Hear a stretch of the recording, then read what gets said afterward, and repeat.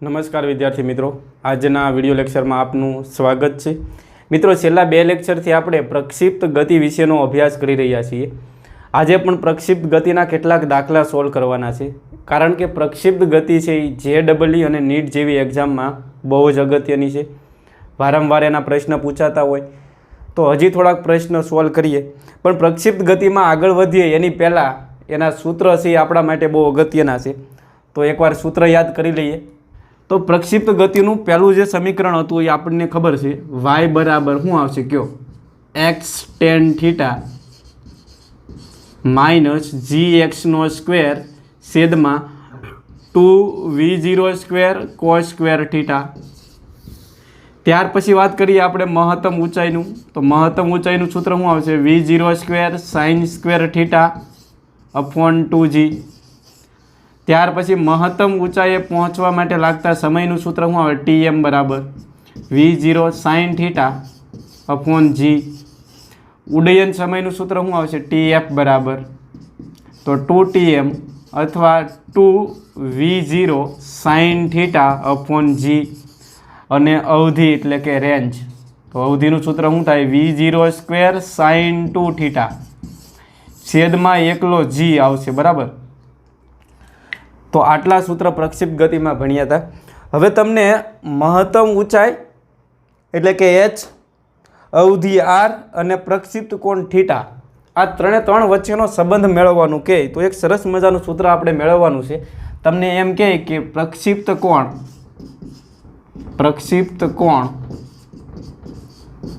θ બરાબર tan inverse 4h upon r સૂત્ર તારવો। આ જે દાખલો છે એ તમારે ટેક્સ્ટ બુકની અંદર આપેલો છે, એટલે આપણે ગણતરી કરીએ તો તમને ખબર પડે છે અહીંયા h અને r બંને આપેલા છે। તો પહેલાં તમારે શું કરાય, hનું સૂત્ર લખાય ને પછી rનું સૂત્ર લખાય। h એટલે મહત્તમ ઊંચાઈ, તો પહેલાં મહત્તમ ઊંચાઈનું સૂત્ર લખી નાખો, મહત્તમ ઊંચાઈ h બરાબર સૂત્ર શું છે કયો, v0² sin square θ upon 2g। આને સમીકરણ નંબર 1 આપી દેવાય। ત્યાર પછી આપણે rનું સૂત્ર લખવાનું, તો અવધિ r બરાબર સૂત્ર શું થાય, v0² sin 2θ અપોન g। હવે આ અવધિના સૂત્રમાં થોડુંક સાદુરૂપ દેવાનું છે, ધ્યાન અહીંયા રાખજો, r ના r બરાબરના બરાબર v0² ના v0²। હવે sin 2θ ઇઝ ઇક્વલ ટુ શું થાય, મેં તમને આની પહેલાંય વાત કરી હતી કે sin 2θ નું જો તમે ઓપરેશન કરો, સૂત્ર યાદ રાખજો, ફિઝિક્સમાં વારંવાર આવે, તમે આનું ઓપરેશન કરો તો આમાંથી એક પહેલાં 2 નીકળે, 2 બહાર આવી ગયા, પછી આ sin θ વધારે અને sin θ ની હારવાર પાછો એ cos θ લખી નાખવાનું, વાત થાય પૂરી। અહીંયા જે ખૂણો હોય ને એના કરતાં અહીંયા અડધો હોય, અહીંયા 2θ હોય તો અહીંયા શું આવી જાય, θ। તો sin 2θ ભાળો ને તમે શું લખી શકો, 2 sin θ ઇન્ટુ cos θ। ત્રિકોણમિતિનું સૂત્ર છે હો, મારા ઘરનું સૂત્ર મૂકતો નથી, નકર પાછા કહે આ તો ન હોય નથી ગોતીને લાવે, બરાબર ને, એવું કાંઈ નથી। તો sin 2θ ઇઝ ઇક્વલ ટુ શું થાય, 2 sin θ ઇન્ટુ cos θ। આ જીને એમનામ રહેવા દો, હાલો આને સમીકરણ નંબર આપી દો 2। હવે આ h અને r ગુણોત્તરમાં છે, એટલે અહીં તમારે બેનો ગુણોત્તર લઈ લેવાય, તો લખો સમી 1 અને 2 નો ગુણોત્તર લેતા।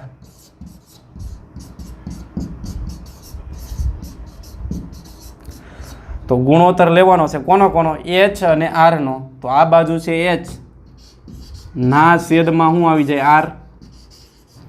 હવે હું અહીં ડાયરેક્ટ કરું છું, તમે થોડાક મોટા થઈ ગયા છો તો તમે આના છેદમાં આ કરશો એટલે v0² અહીંયા અંશમાં છે, અહીંયા v0² અંશમાં છે, એટલે આ બંને કેન્સલ થવાના, પાકું ને। છેદમાં gg છે તો gg કેન્સલ થવાના, એટલે v0² ઉડી જવાના, gg ઉડી જશે, તો અહીંયા શું રહે કયો, લો હું અહીં લખી નાખું, v0² અને g કેન્સલ થયા તો અંશમાં શું રહે, sin સ્ક્વેર θ। કેવું, sin સ્ક્વેર θ ના છેદમાં 2, બરાબર ને, એને 2 ને છેદમાં લખી નખાય. એટલે અંશમાં શું રહ્યું સાઇન સ્ક્વેર થીટા અપોન 2 અને છેદમાં શું રહેશે તમે જુઓ, આને તમે આરની સામે આ લખશો એટલે અહીંયા શું રહેશે, આ તો કેન્સલ થયા, તો છેદમાં શું રહેશે 2 sine theta into cos theta. ખબર પડી?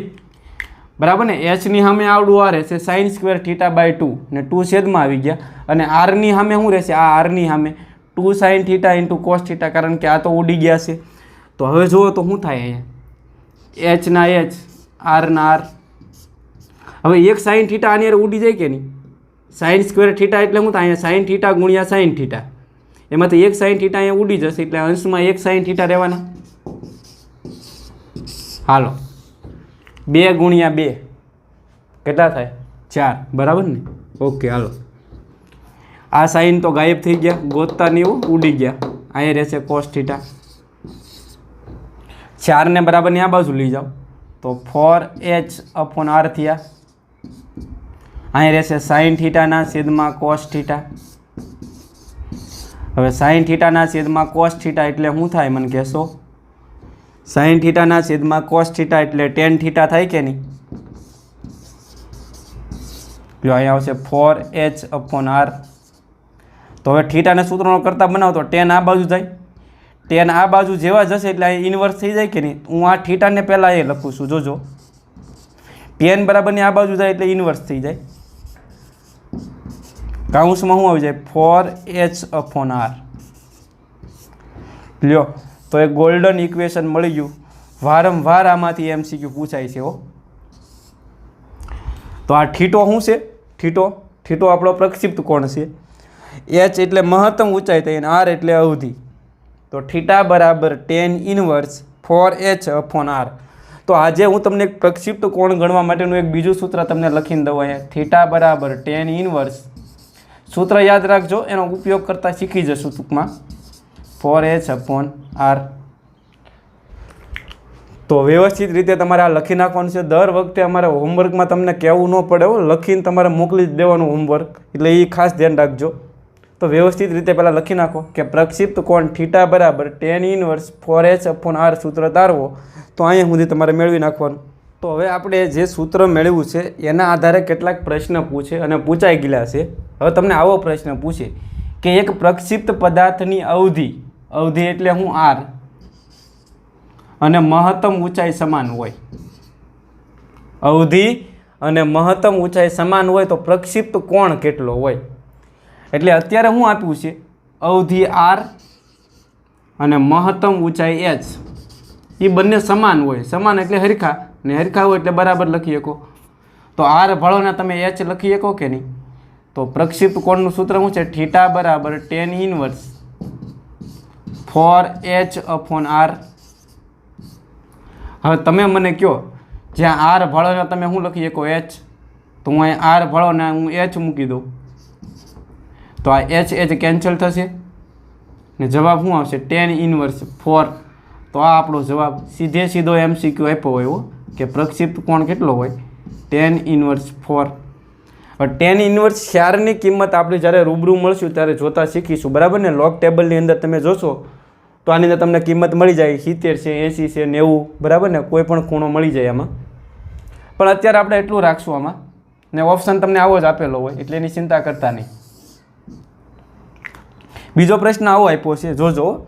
અવધિ એટલે કે r મહત્તમ ઊંચાઈ કરતાં 4 ગણી હોય. એટલે આમાં શું કરવાનું?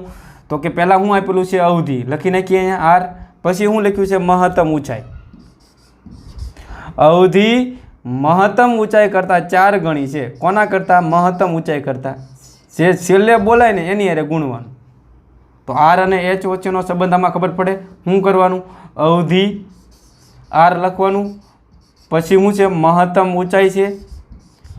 અવધિ r મહત્તમ ઊંચાઈ કરતાં કેટલા ગણી છે? 4 ગણી. તો છેલ્લે જે બોલાય ને એની હારે ગુણવાનું. મહત્તમ ઊંચાઈ કરતાં 4 ગણી છે એટલે h કરતાં 4 ગણી છે એટલે r બરાબર શું થાય? 4h.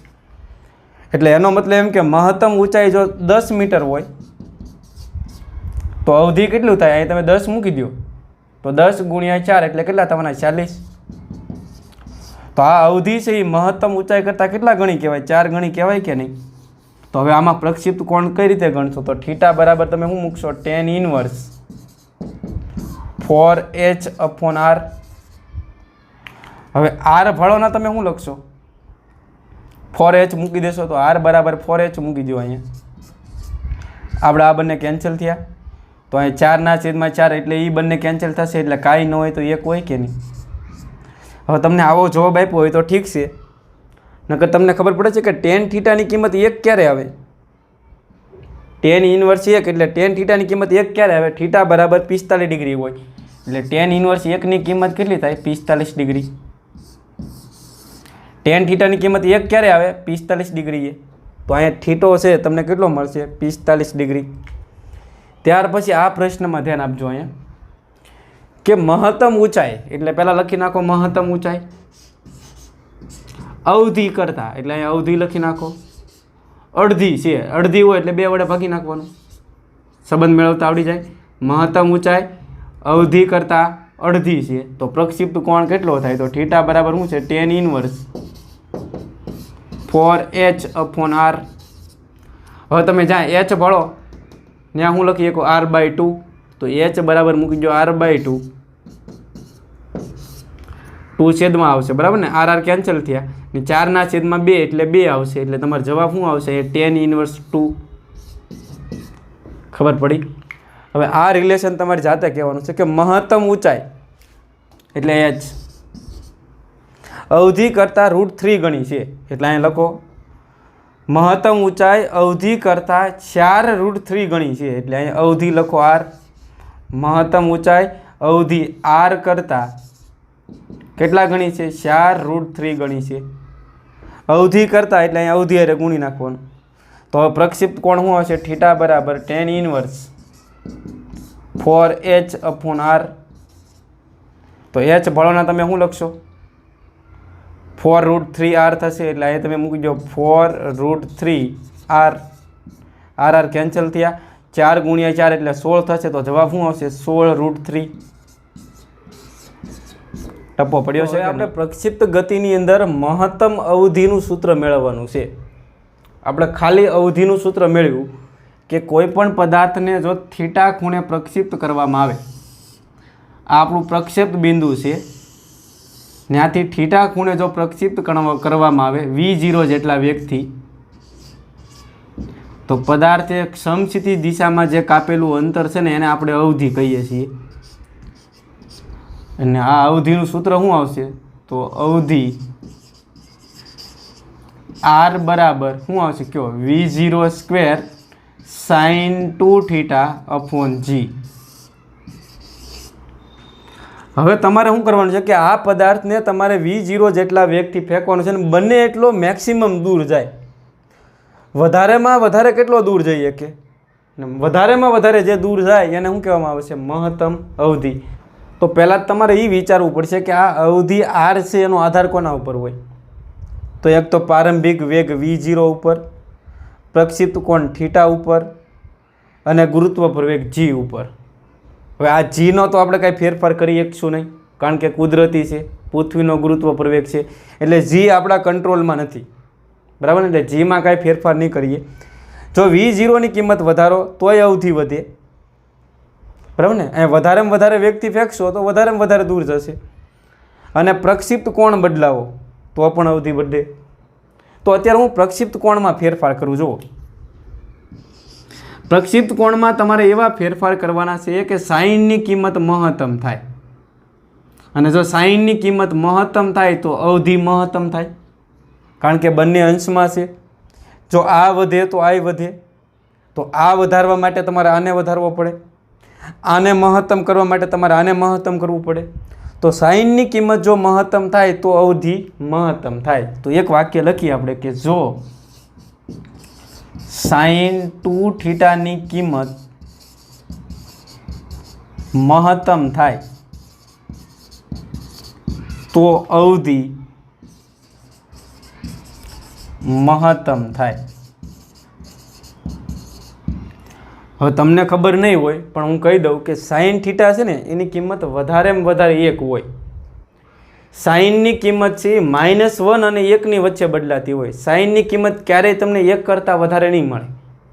તો અત્યારે જો મારે સાઇનની કિંમત મહત્તમ કરવી હોય તો મહત્તમ કેટલી લઈએ કે 1. તો સાઇન 2θ છે એની મેક્સિમમ કિંમત 1 હોય, એનાથી વધારે હોય કે નહીં હોય. આ સનાતન સત્ય વાક્ય છે. તો હું ફરીવાર કહું કે જો અવધિ તમારે મહત્તમ મેળવવી હોય તો સાઇન 2θની કિંમત કેવી લેવી પડે? મહત્તમ. અને મહત્તમ એટલે મેં કેટલી લીધી? 1. તો મારે 1 મેળવવા માટે આ થીટો કેટલો રાખવો પડે એ જોવું પડશે. તો સાઇનને બરાબરની આ બાજુ લાવો તો 2θ ના 2θ. સાઇનને બરાબરની આ બાજુ લાવો તો ઇન્વર્સ થઈ જાય 1. તો 2θ ના 2θ ધ્યાન રાખજો. હવે સાઇન થીટાની કિંમત 1 ક્યારે આવે? યાદ કરો. સાઇન 0ની કિંમત 0, સાઇન 30ની કિંમત 1/2, સાઇન 45ની કિંમત 1/√2, સાઇન 60ની કિંમત √3/2 અને સાઇન 90ની કિંમત 1 આવે. તો સાઇનની કિંમત 1 ક્યારે આવે? કે જ્યારે ખૂણો છે એ 90 ડિગ્રી હોય.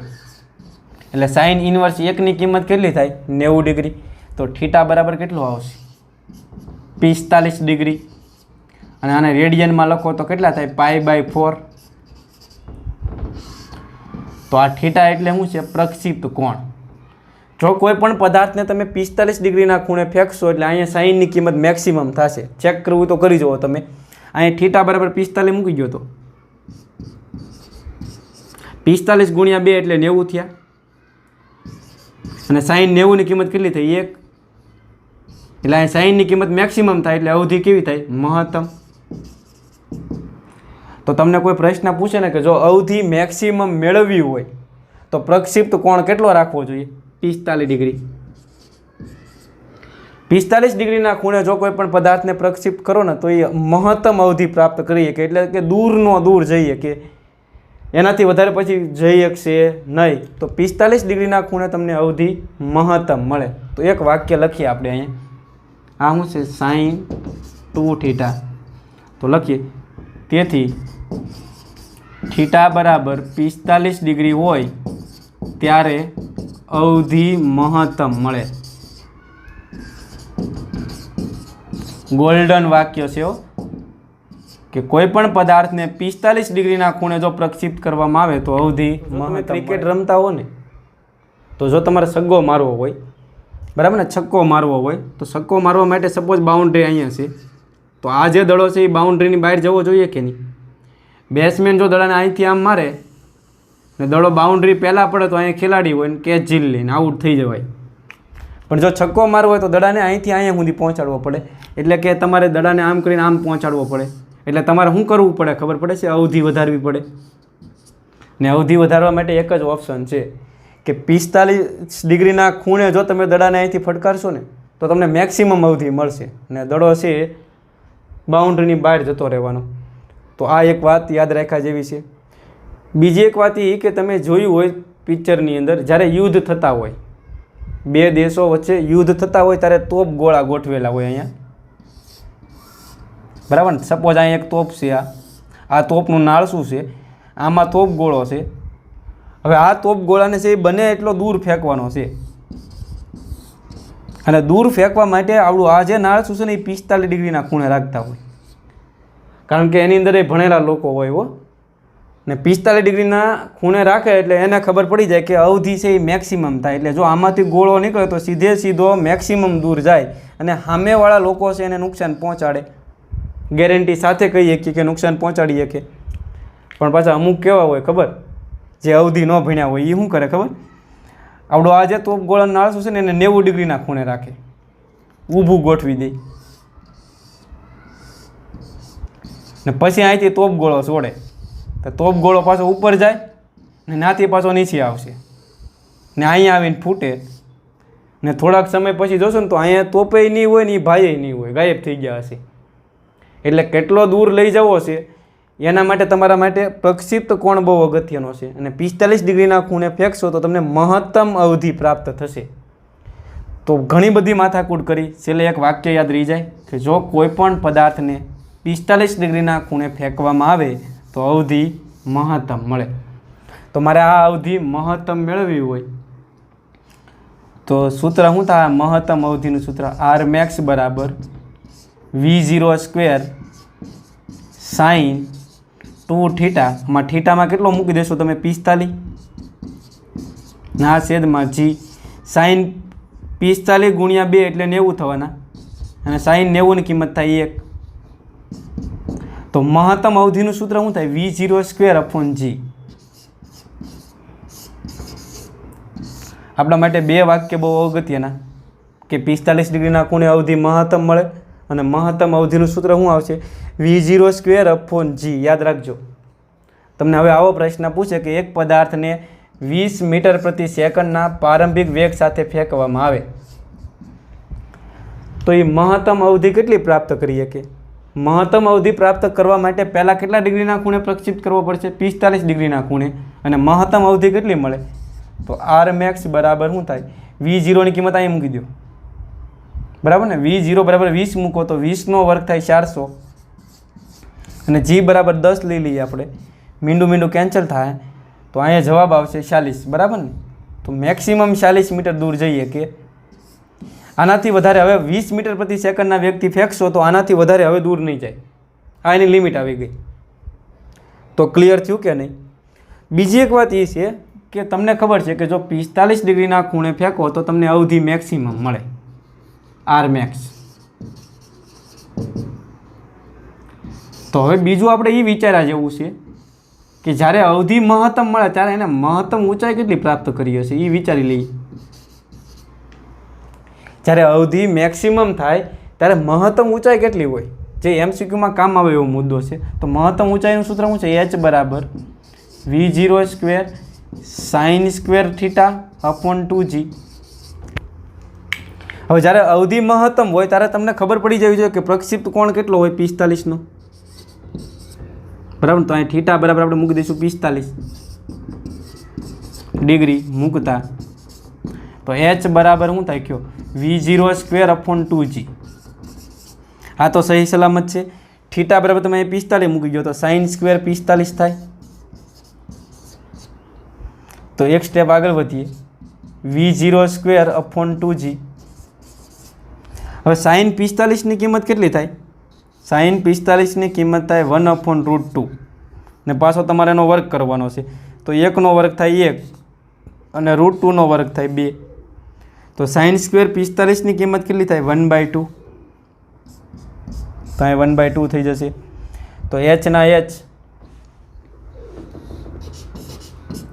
ધ્યાન અહીં રાખજો. હવે V0 સ્ક્વેર અપોન G ના V0 સ્ક્વેર અપોન G લખીએ અહીંયા, બરાબર ને? 2 ગુણ્યા 2 એટલે કેટલા થવાના? 4. એટલે અહીં શું થાય? 1/4. પણ બાળકો તમે મને કહેશો આવડું આ છે એના બરાબર શું લખી શકાય? V0 સ્ક્વેર અપોન G ભાળો ને તમે શું લખી શકો? V0 સ્ક્વેર અપોન G ભાળો ને શું લખી શકો? R max. તો અહીંયા હું મૂકી દઉં આર મેક્સ. આર મેક્સ એટલે મહત્તમ અવધિ. આર મેક્સ થયું ને એના ગુણ્યા 1 કરો તો આર મેક્સ જ આવશે ને છેદમાં કેટલા થવાના? 4. તો આ મહત્તમ ઊંચાઈ અને મહત્તમ અવધિ વચ્ચેનો સંબંધ મળ્યો. તમે આર મેક્સ બરાબર આમ પણ લખી શકો કે આર મેક્સ બરાબર 4H. તો હવે તમને આવો પ્રશ્ન પૂછ્યો ને બહુ જ અગત્યનો પ્રશ્ન, તમારી પાસે આનો જવાબ હશે કે એક પદાર્થ છે ને એ 100 મીટરની મહત્તમ અવધિ પ્રાપ્ત કરી શકે. કેટલા મીટરની? 100 મીટરની મહત્તમ અવધિ પ્રાપ્ત કરી શકે છે. એટલે આર મેક્સ કેટલા કહેવાય? 100 મીટર.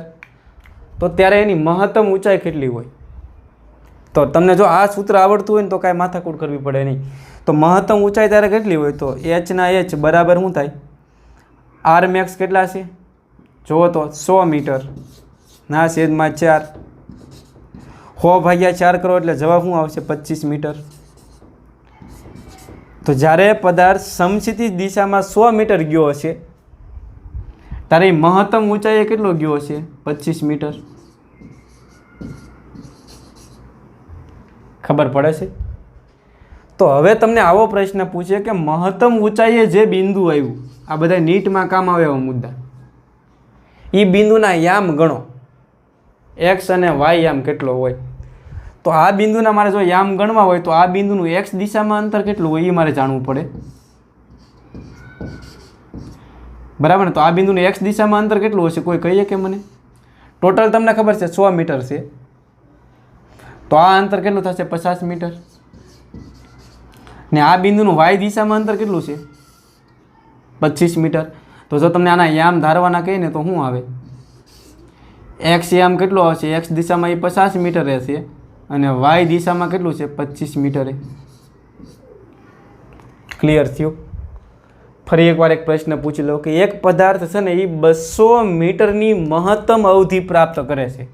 અવધિ કેટલી લેવાની છે? 200 મીટર. તો ત્યારે એની મહત્તમ ઊંચાઈ કેટલી હશે? તો સૂત્ર આપણી પાસે હાજર છે કે મહત્તમ અવધિ છે 200 મીટર. તો એની મહત્તમ ઊંચાઈ કેટલી થાય? 200 ભાગ્યા તમે 4 કરો એટલે 50 આવશે, બરાબર ને? તો હવે તમારે આમ વિચારવાનું કે મહત્તમ ઊંચાઈ કેટલી મળી? 50 મીટર. તો આ અંતર કેટલું હોય? ટોટલ 200 મીટર છે તો આ અંતર 100 મીટર થશે. તો હવે તમારે મને કહેવાનું છે કે આ બિંદુના યામ શું થાય? મહત્તમ ઊંચાઈએ જે બિંદુ આવ્યું એના યામ શું થાય? તો એના યામ તમારે ગણવા હોય તો શું આવે? તો આ બિંદુએ એક્સ દિશામાં કેટલું અંતર કાપ્યું હશે? 100 મીટર. અને વાય દિશામાં કેટલું અંતર કાપ્યું હશે? 50 મીટર. તો આ બિંદુના યામ શું આવે? 100,50 મીટર. ખબર પડે? જો તમને આ બિંદુના યામ કીધા હોય તો કે પ્રક્ષેપ પદાર્થ સમક્ષિતિજ દિશામાં જે બિંદુએ પડે એ બિંદુના યામ. તો આ બિંદુના યામ તમારે ગણવા હોય તો આ બિંદુએ એક્સ દિશામાં કેટલું અંતર કાપેલું છે? જો મહત્તમ અવધિ જેટલું એટલે કે 200 મીટર. અને વાય દિશામાં કેટલું અંતર કાપ્યું છે? અહીંયા વાય દિશામાં છે જ નહીં. જો અત્યારે ઓલરેડી એક્સ દિશામાં છે, એક્સ અક્ષ ઉપર છે ને એક્સ અક્ષ ઉપર હોય ને તો વાય એમ 0 હોય. તો આ બિંદુના યામ શું થાય? 200,0. તો આવા ઘણા બધા પ્રશ્નો. તો વિદ્યાર્થી મિત્રો, હવે પ્રક્ષિપ્ત ગતિનો એક સરસ મજાનો દાખલો ગણીએ જે બોર્ડમાં 4 માર્કમાં પૂછાઈ ગયેલો છે. તો રકમ કંઈક તમને આ રીતે આપેલી છે. સરસ મજાનો દાખલો છે. જુઓ, પાણીની પાઇપલાઇનમાં કાણું પડતા તેમાંથી નીકળતી પાણીની ધાર જમીન સાથે 45 ડિગ્રીનો ખૂણો બનાવે. પાણીની પાઇપલાઇન જાય છે એમાં એક કાણું પડે અહીંયા, એટલે પાણીની ધાર છે એ બહાર નીકળે આમ, ને આ જમીન સાથે 45 ડિગ્રીના ખૂણે છે એ ધાર છે એ બહાર નીકળે છે. અને પાણીની ધાર છે એ કેટલા વેગથી બહાર નીકળે? 10 મીટર પ્રતિ સેકન્ડના પ્રારંભિક વેગથી બહાર નીકળે છે.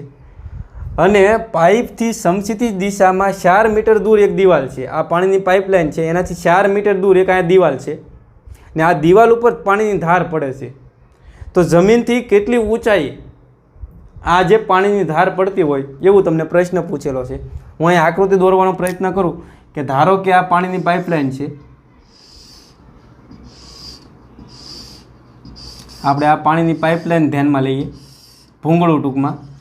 અહીંયા કાણું પડ્યું છે, આ જમીન છે ને અહીંયા એક દિવાલ છે. તો પાઇપલાઇનથી કેટલા મીટર દૂર દિવાલ છે? સમક્ષિતિજ દિશામાં 4 મીટર દૂર એક આ દિવાલ છે. હવે પાણીની ધાર છે એ બહાર નીકળે આ રીતે, ધીમે ધીમે ધીમે ધીમે દિવાલ ઉપર પડે. કેટલા ખૂણે બહાર નીકળે છે? 45 ડિગ્રીના ખૂણે. પ્રારંભમાં એનો વેગ કઈ દિશામાં હોય? એના સ્પર્શકની દિશામાં. તો વેગ તમને આપી દીધો છે 10 મીટર પર સેકન્ડ, એટલે V0 તમને આપ્યો 10 મીટર પર સેકન્ડ. પ્રક્ષિપ્ત કોણ થીટા કેટલો આપ્યો છે? 45 ડિગ્રી. હવે આ પાણીની ધારે આ જે કાપેલું અંતર એ કઈ દિશામાં કાપેલું અંતર કહેવાય? તમને ખબર પડે છે? એક્સ દિશામાં કાપેલું અંતર કહેવાય કે નહીં? તો આ એક્સ બરાબર તમને 4 મીટર આપ્યા, તો એક્સ બરાબર લઈ લો 4 મીટર.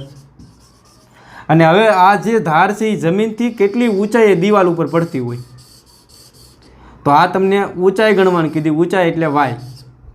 તો વાય અંતર આપણે ગણવાનું છે. તો હવે પ્રક્ષિપ્ત ગતિનું સમીકરણ તમને આવડે છે. પ્રક્ષિપ્ત ગતિનું સમીકરણ શું છે કયો? y બરાબર x tan theta minus gx નો સ્ક્વેર છેદમાં 2 v0 square cos square theta. કિંમત મૂકતા જઈએ આપણે. તો y ના y, x એટલે કેટલું અંતર છે કયો? x બરાબર આપેલા છે 4 મીટર, tan ના tan પ્રક્ષિપ્ત કોણ કેટલો આપ્યો છે 45 ડિગ્રી માઇનસ જી.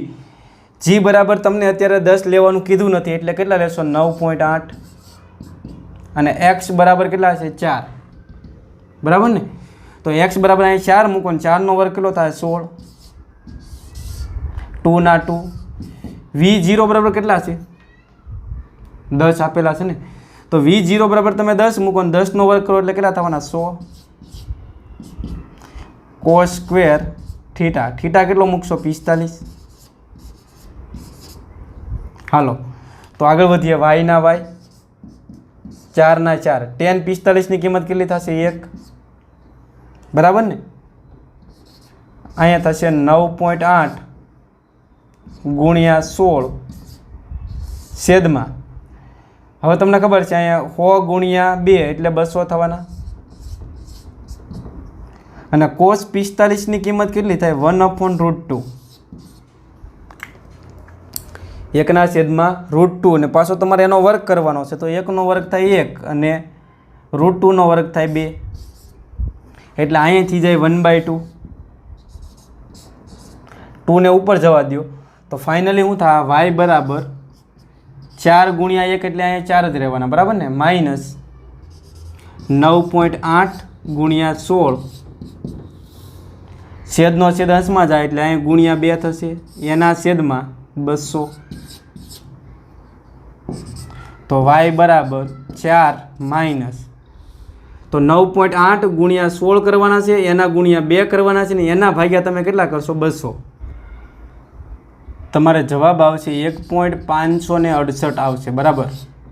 આ બધાનો હિસાબ કરો તો જવાબ કેટલો આવશે 1.568. હવે તમારે 4 માંથી તમારે આ બાદ કરવાના છે તો 4 માઇનસ 1.568 કરશો એટલે તમારે જવાબ આવશે 2.432 મીટર. અને જો આ 32 કાઢી નાખો તો હાલે તો તમારો જવાબ શું થાય ફાઇનલ y બરાબર 2.4 અથવા 43 લખી શકો પણ આપણે 2.4 લખીએ મીટર. તો જો ફિઝિક્સનું મહત્ત્વ તો જો તમને ડાયરેક્ટ ખબર પડી જાય કે દિવાલ ઉપર કેટલી ઊંચાઈએ પાણી પડતું હોય તો 2.4 મીટર ઊંચાઈએ પાણી પડતું હોય. તો અમુક કહે કે દાખલો ગણવા થોડો 2 ફૂટપટ્ટીથી માપી લેવાય ને બરાબર ને અથવા મીટર પટ્ટીથી માપી લેવાય ને એ વાત એ તમારી સાચી છે. તો હવે હોમવર્કની અંદર તમારે એક દાખલો ગણવાનો છે. અહીંયા પ્રક્ષિપ્ત કોણ હું લઈ લઉં 30 ડિગ્રી. આ જે અંતર છે એ 3 મીટર રાખીએ ને અહીંયા જે વેગ છે એને હું 15 કરી નાખું. આજનો જે લેક્ચર હતો એની અંદર જે કંઈ બોર્ડ વર્ક મેં ભણાવેલું છે એ બધુંય તમારે લખવાનું છે. અને છેલ્લે ગિફ્ટમાં તમને એક વધારાનો દાખલો આપું છું. તો આ દાખલો ગણીને હોમવર્કમાં ફરજિયાતપણે તમારે મોકલવાનો છે. તો આજનો લેક્ચર આપણે અહીંયા અટકાવીએ.